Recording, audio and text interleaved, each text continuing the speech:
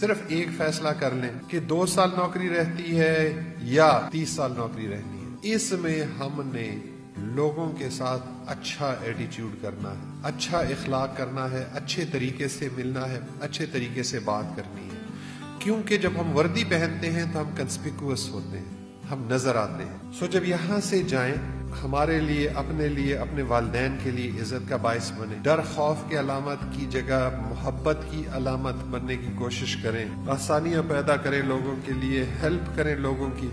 तो शायद हम तो रिटायर हो जाएंगे, लेकिन आप जो नई जनरेशन सामने बैठी हुई है, आप लोग आज से 10, 15, 20 साल बाद बड़ी फख्र से ये बता सकें कि मैं पंजाब पुलिस का या मैं पाकिस्तान पुलिस का हिस्सा हूँ।